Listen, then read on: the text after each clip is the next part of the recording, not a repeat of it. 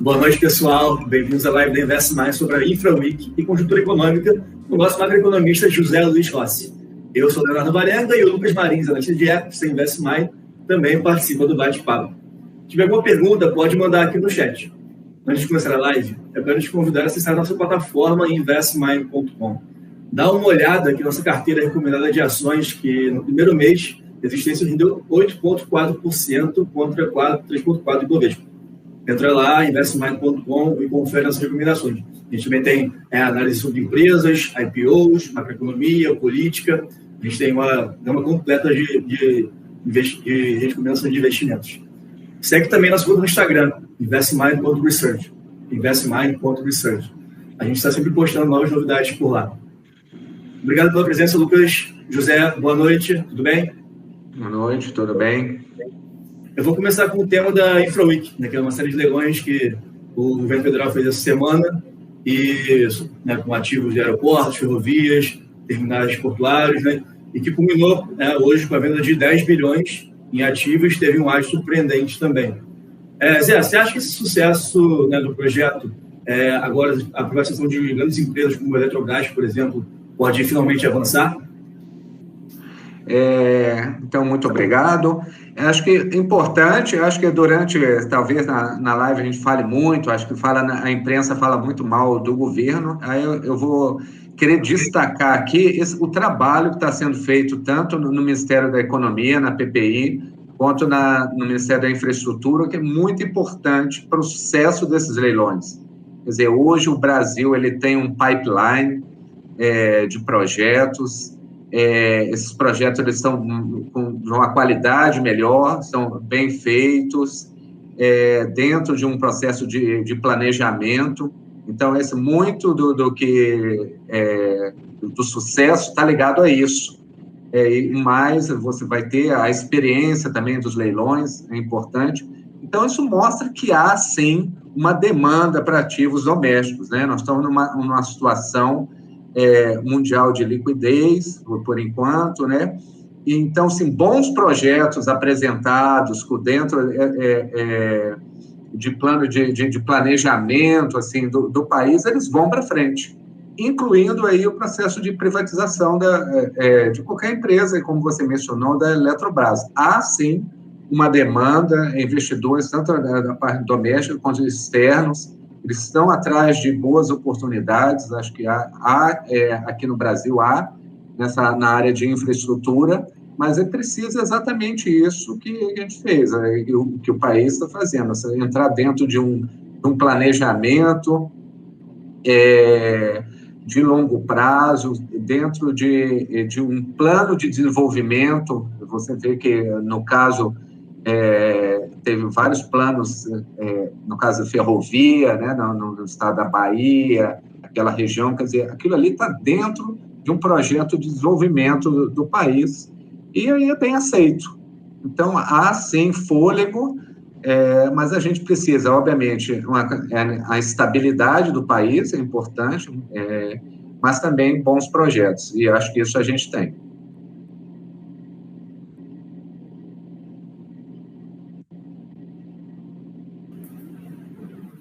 Legal, José, obrigado. Então, quer dizer que o apetite para os investimentos, né, do investidor estrangeiro sobre o Brasil é alto? Sim, é alto. Eu acho que são poucos países, acho que tem ainda uma carteira de projetos de investimento em infraestrutura, como o Brasil, né, dessa extensão que o Brasil tem. Então, o Brasil, nessa área, é um foco. Agora, sempre há algumas reclamações, exatamente, da instabilidade, da falta de planejamento. Então, acho que hoje a gente já tem um pouquinho mais estruturado e o que pode fazer com que esse programa vá à frente. Mas o Brasil é barganha ou está no preço certo aí? Esse ágio gigante aí que teve. Eu acho que nesse caso, pensando em mais longo prazo, é barganha, entendeu? A gente tem muito problema de médio, de curto, médio, mas acho que no longo prazo, você pouco. Hoje, principalmente hoje, com essa baixa por enquanto, ainda baixa taxa de juros, né, no mundo, a oportunidade que você tem de ganhar esse retorno que tem nesses projetos realmente única. Tá? Então, acho que é importante que o Brasil aproveite. Acho que a questão é da gente surfar nessa onda, tá? Mas que a demanda há.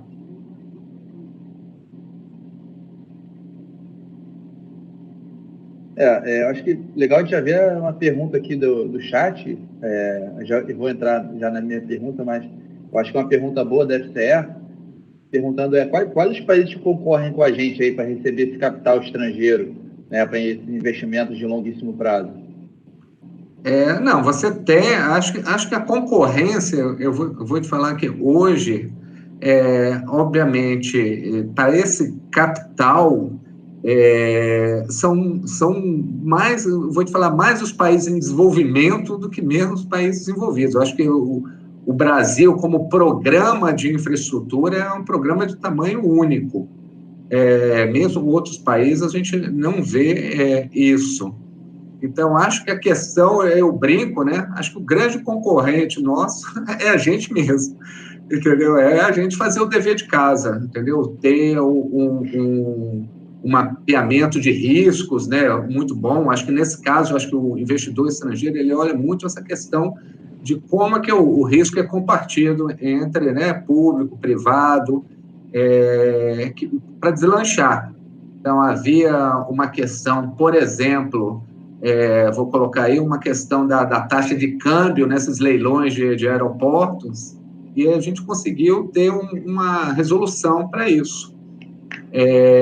Então, assim, acho que a gente concorre com a gente mesmo, a gente fazer o dever de casa.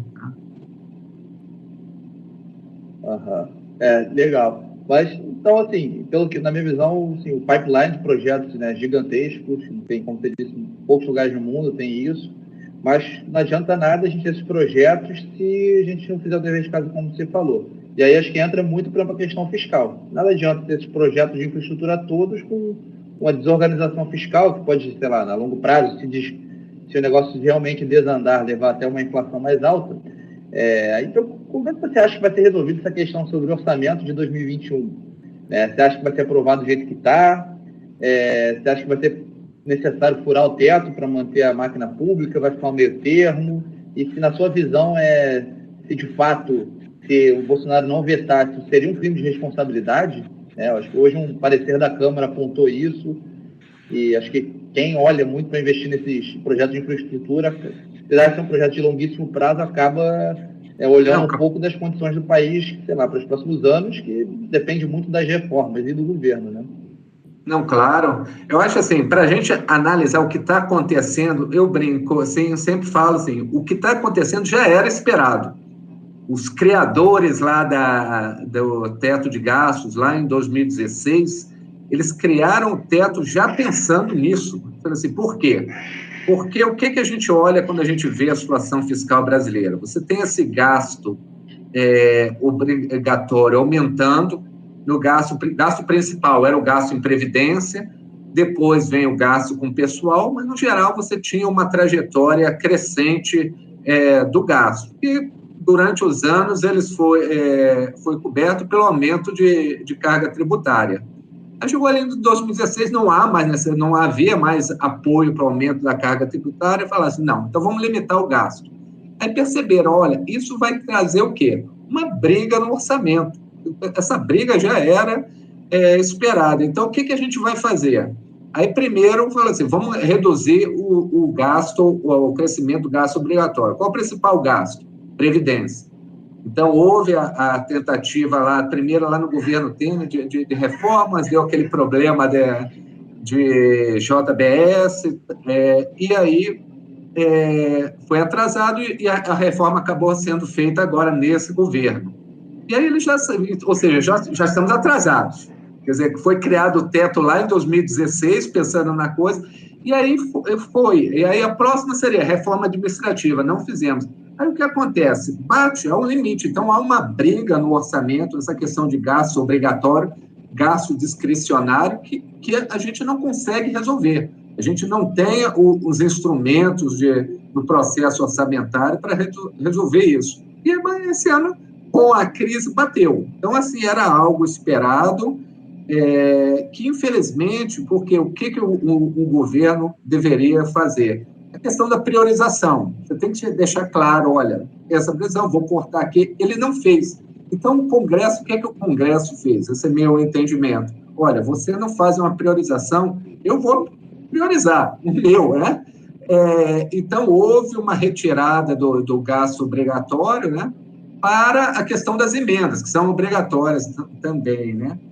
E eu falei, eu vou optar, o meu projeto, né? Então, ele é projeto. Então, e passou a bola para o governo, assim, agora é sua hora de fazer contingenciamento, de fazer um corte. Então, esse momento, nós vamos chegar num acordo, tá? Nós vamos chegar num acordo, eu creio que o governo vai abrir mão, vai ter um certo contingenciamento, nós vamos cumprir o teto de gasto, vai ter. A ideia é chegar nesse acordo. Agora, no ano que vem, essa briga vai voltar, entendeu? Essa briga vai continuar, então a gente vai ter continuamente. Agora, qual é uma solução? Como você mencionou, acabar o teto.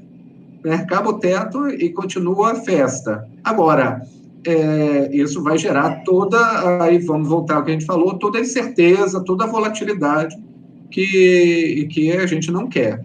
Então, acho que o que está acontecendo nesse momento é uma barganha política, cada um não quer pagar o custo e só quer ter o retorno, então vamos chegar à conclusão, você perde aqui, eu acho que o Congresso já deu o primeiro passo, que foi falar, olha, eu tiro 10 bilhões, né, tiro 10, 12 bilhões do que foi colocado de emendas, mas agora a bola está com o governo, tá? Então, acho que hoje, acho que eu diria que é mais um movimento do governo decidir onde deve cortar, fazer algum tipo de priorização, e aí a gente vai ter o orçamento. Mas, no final, a gente tem, mas, assim, a característica brasileira, né? Levando com a barriga até o próximo processo orçamentário.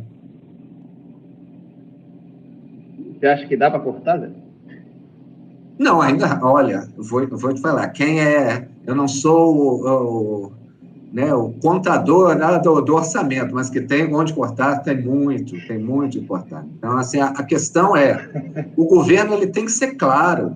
Então, vamos falar, por exemplo, aumentou o investimento, os gastos no Ministério da Defesa. Então, ele tem que falar, olha, a minha prioridade nesse instante é o investimento em defesa. Eu fui eleito, isso faz parte do processo democrático. Agora, o que não está claro no processo orçamentário brasileiro é isso, é o Estado falar, olha, eu não, no meio da pandemia, eu estou transferindo mais para o Ministério da Defesa. É minha prioridade. Então, por um lado é bom, porque pelo menos a gente está começando a ver uma discussão orçamentária no Brasil, né? Como você disse, era sempre gasta mais, aumenta imposto, e agora exatamente. O problema é que eles resolverem, não, vamos parar de discutir, cortar e acabar com o teto, né? Exato, por isso, isso que foi a intenção lá em 2016, entendeu?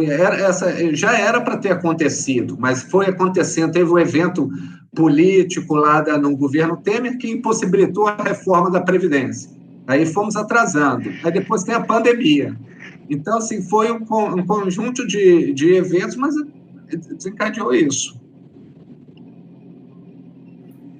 Eu tenho uma pergunta aqui sobre uma fala que o Roberto Campos, né, fez hoje.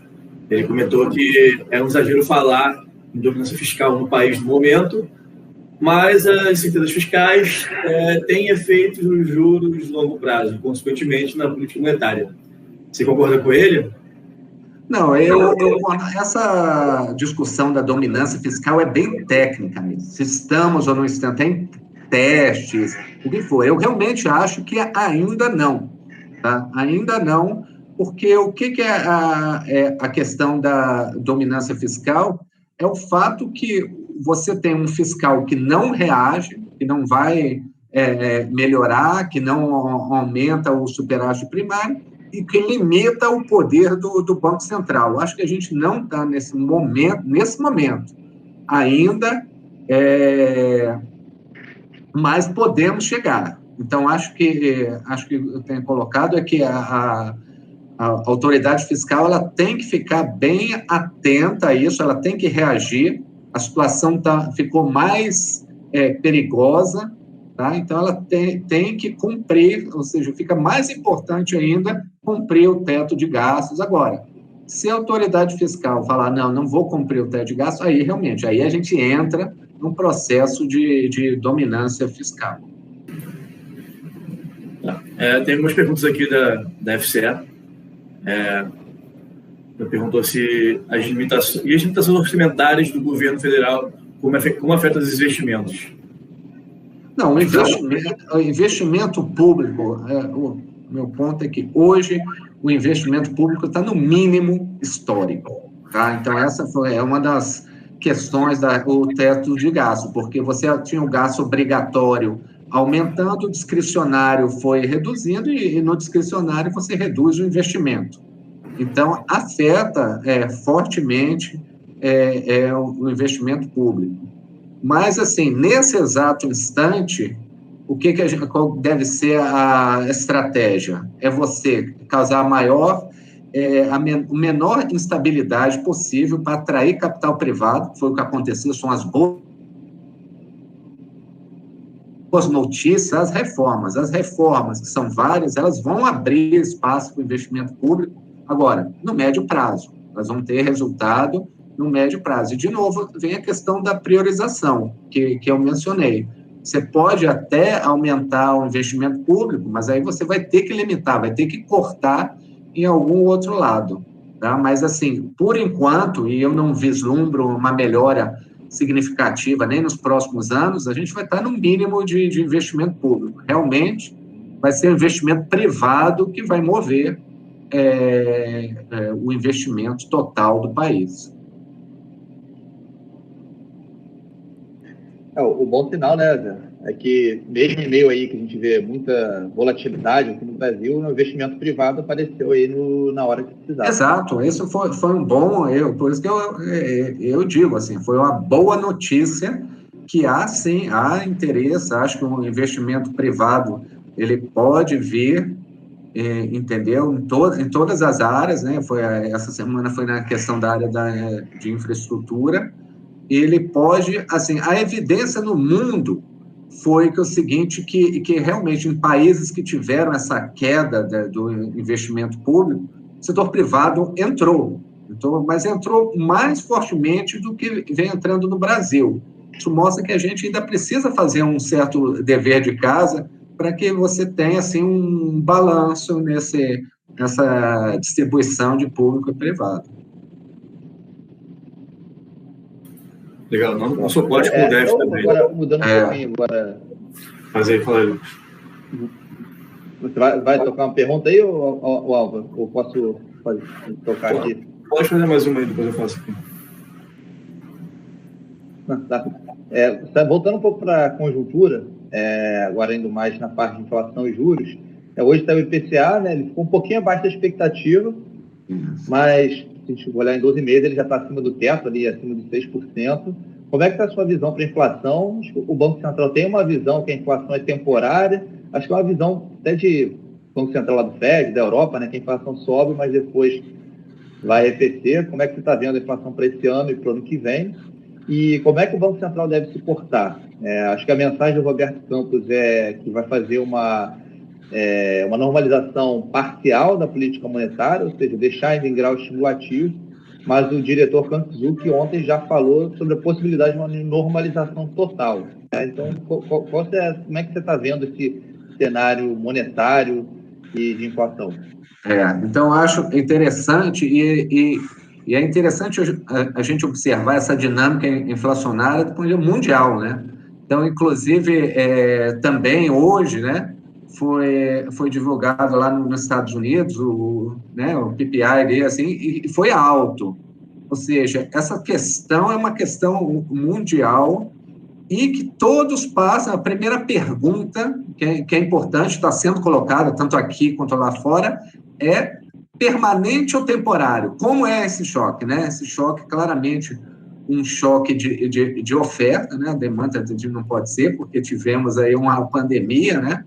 Então, tem a questão do preço das commodities. Então, por enquanto, o argumento é que ele é temporário, mas que eu acho um pouco temerário achar. Eu acho que ele vai ter uma persistência maior. E por quê? Porque o mundo vai crescer, acho que a vacinação vai avançando, né, nos países, principalmente nos Estados Unidos, está normalizando também na China.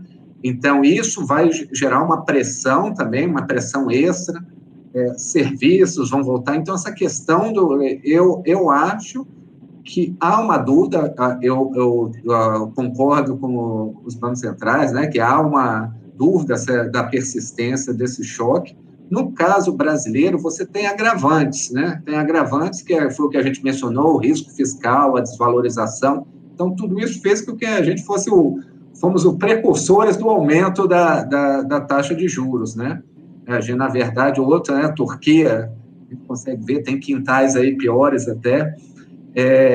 Mas, então, eu acho que, com relação ao ajuste parcial, provavelmente um ajuste parcial não vai ser suficiente. Por quê? Porque você precisa ir lendo o que quer o Banco Central, né? O Banco Central, ele quer que isso não passe para expectativas do ano que vem. Então, é muito difícil, se você deixar uma inflação acima da meta, que isso não passe para o ano que vem. Então, acho que vai ser necessário, e nós não estamos nem no momento de crescimento ainda, então o segundo semestre pode ser mais acelerado. Então, acho que vai acabar que o Banco Central ele vai ser obrigado a subir um pouco mais do que ele espera, do que o parcial. Tá? Então, ele vai ter que normalizar. Eu acho que uma normalização vai ser necessária. Ontem teve o primeiro movimento nisso, falando com o Cantu, que falou, olha, a gente pode ser, eu não estou casado com essa versão, a gente pode ter uma outra versão, mas por enquanto eu não mudo. Eu acho que esse dado de hoje confirma isso, quer dizer, o dado não foi assim, foi dentro do esperado, então acho que o Banco Central, ele por enquanto vai manter esse discurso do ajuste parcial, mas mais à frente, se ele não ver, ou se ele começar a ver que isso está se espalhando para a expectativa de inflação, ele vai tomar uma atitude mais, digamos assim, hawkish com relação à inflação, tirando essa coisa do ajuste parcial, né? Tá. Já vou emendar aqui uma pergunta do pessoal, né, sobre o que você está falando. E a pressão de demanda da China e Índia, que foram pouco afetados pela pandemia, em comparação com o Ocidente? Não, isso é importante. Esse é um ponto dentro dessa discussão que eu mencionei aí desse choque temporário ou persistente de inflação, é que se esses países continuarem crescendo, mas a China, né, a pandemia está na Índia, os últimos dados aí não foram tão bons, mas assim, na China, você tem uma pressão de demanda, você tem uma pressão de commodities, importante, que vai refletir não só no processo inflacionário aqui do Brasil, mas também nos Estados Unidos, que por sua vez tem reflexo no Brasil. Então, acho que é importante a gente ver o que está acontecendo nesses países de alto crescimento, porque se você tiver uma conjunção de Estados Unidos crescendo, como foi dito essa semana, que é um ritmo de 9%, 10% anualizado no segundo semestre, e uma China também crescendo, isso é uma pressão tremenda no mercado de commodities, e isso vai ter reflexo na inflação. Voltando um pouco aí ao cenário doméstico, né? Acho que é importante falar também sobre todos os nossos riscos políticos. Bom, a gente tem eleição no ano que vem, a gente teve ontem o ministro Barroso falando, praticamente obrigando o Senado a instalar uma CPI do Covid. Você acha que tanto a questão da eleição, né, quanto a questão da CPI e outros riscos políticos que a gente tem, vão enterrar de vez nossos planos de reformas tributária e administrativa, projetos desse ano, ou já tem uma esperança? E também, complementando aqui com o do público, né, perguntando se a próxima eleição vai gerar aumento do risco político e vai tornar a vinda de projetos mais atraente. Que telinha com isso. Vamos lá, vários pontos aí. Eu acho que, sobre a questão do risco político, eu acho que essa semana teve algo muito importante, que é essa questão dessa CPI, traz um pouquinho por curto prazo, entendeu? Porque se realmente a gente tiver uma CPI, isso vai... será um transtorno, essa questão da CPI da pandemia, esse é o primeiro ponto. Isso se realmente sair, esquece realmente qualquer reforma. Se não, eu acho, na minha visão, a reforma administrativa, como ela mexe menos, assim, a versão que foi enviada, né? Não é a versão ideal, né? Ela tem mexe menos com os interesses, ela tem alguma chance de ser. A reforma tributária eu acho baixo, acho realmente, eu já achava, agora com toda essa questão política, eu dou menos, menor a probabilidade de que ela aconteça. Ela exige muito do ponto de vista de negociação, de disposição de todo mundo, então acho baixo. Eu acho a questão interessante para o ano que vem, vai ter muito ruído, porque o que eu observo hoje, eu falo pelo mundo dos economistas, né? Sempre se fala da terceira via, mas assim, eu vejo que a terceira via também, eu acho interessante que exista essa terceira via, mas está levando os dois lados, os outros lados aos extremos, né? Então, para se diferenciar. Então, isso vai gerar essa polarização, não é boa para a economia, não é boa para nada, porque acaba tomando atitudes muito extremas. Então, eu acho que vai ter ano que vem, 2022, vai ser um ano de muito ruído, realmente. E o risco político está aumentando cada vez mais e que vai ter um impacto significativo na questão econômica. Tá bom. Bom, para encerrar, eu vou fazer duas perguntas aqui do Vitor Carvalho. A primeira é: José, boa noite. A PMC de janeiro 21 veio maior que janeiro 19 e menor que janeiro 20. O que podemos esperar para os próximos meses, dado o cenário atual de pandemia? Desculpa, eu não ouvi, deu falha aqui na pergunta. Aqui. Então, a PMC de janeiro 21 veio maior que janeiro 19 e menor que janeiro 20. O que podemos esperar para os próximos meses, dado o cenário atual de pandemia?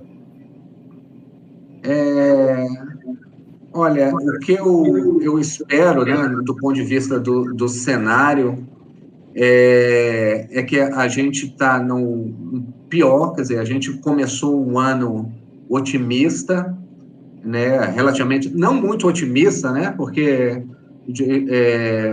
a gente, todas as expectativas de crescimento para o ano eram por volta de 3 e pouco, que isso implica basicamente nada de crescimento nos trimestres, né? Somente um carrego estatístico.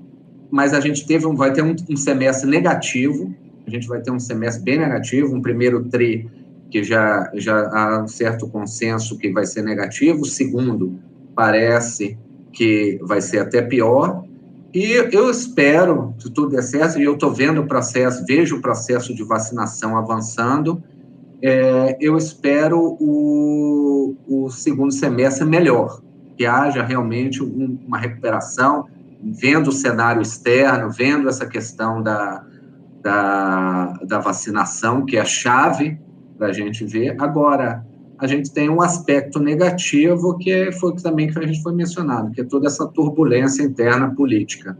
Então, assim que eu vejo assim, os próximos meses. Tá, e mais uma pergunta dele. Com a recente subida na taxa de juros e a revisão para cima das expectativas até o final do ano, é possível prever um ritmo mais lento de estímulo ao crédito até o final do ano? Então, isso é interessante, essa questão. Primeiro, eu esqueci de falar, boa noite, Vitor, né? Ítalo, boa noite. A questão do crédito, que a gente viu no primeiro, agora no primeiro TRI, é uma estabilização, né? Veio crescendo rapidamente ano passado, quer dizer, evoluiu bastante, aí agora deu uma parada. A gente vai ver, eu vejo o governo tentando voltar com os programas, principalmente programas para pequenas e médias empresas, mas, assim, eu não vejo um ritmo de expansão. Acho que vai ser esse mercado de crédito, ele vai meio que dar uma retraída pelo seguinte, pela questão. Primeiro, a gente vai ter toda aquela renegociação da pandemia voltando agora. Quer dizer, em algum momento, você vai ter que rediscutir. Então, os bancos vão rediscutir e, para o ano que vem, tem muita incerteza. Então, há muita incerteza. Então, eu vejo essa questão do crédito, assim, que a gente não vai ter a expansão que teve, né, durante a pandemia. A gente vai ter, assim, uma parada para observação, para ver o que acontece do ponto de vista de aumento da inadimplência ou não, como é que o mercado vê, como é que o governo vai reagir com esses programas de garantias. E no segundo semestre, mesmo com a retomada da economia, acho que vai ser a retomada, digamos assim, desconfiada, né? Você vai desconfiar porque você tem um efeito, né, retroativo da pandemia, mas também muita incerteza com relação ao próximo ano. Legal, José. Obrigado aí pela presença. Vamos passar já pelas considerações finais. Se você quiser concluir alguma... Eu acho que a mensagem é que vamos ter, assim, principalmente esses próximos meses, né, de bastante volatilidade, no sentido que lá fora, qual é a certeza vinda lá fora? É a questão inflacionária, mas eu acho que essa semana houve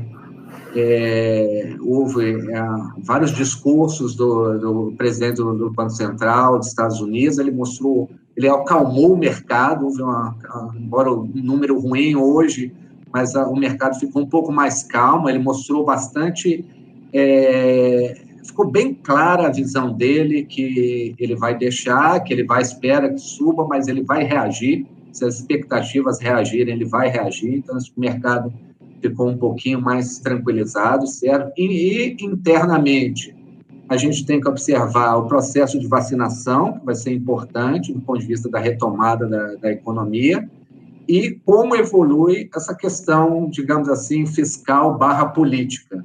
Acho que isso vai ter, já está sendo precificado aí, do ponto de vista do câmbio, principalmente esse risco fiscal e esse risco político, e isso vai rebater no comportamento do Banco Central, que se caso todas essas incertezas se mantenham e a inflação se mantenha alta, ele vai ser um pouco mais restritivo com relação à política monetária. Acho que são esses os principais pontos que a gente vai ter aí nos próximos meses. Legal, obrigadão aí, José, por isso mais uma vez. Obrigado a todos. Sempre um prazer conversar com você. Lucas também, muito obrigado aí pelas perguntas, pela participação. Também quem está assistindo a gente, muito obrigado por ter enviado as dúvidas, por ter assistido. Obrigado a todos. Boa noite, boa sexta a todos. Não se esqueçam de entrar na nossa plataforma, olhar nossas recomendações. Mais uma vez eu falo que nossa carteira recomendada bateu bem o Ibovespa aí. Olhem nossas recomendações de carteiras recomendadas. Olhem também nossas recomendações de cobertura de empresas, relatórios sobre IPOs.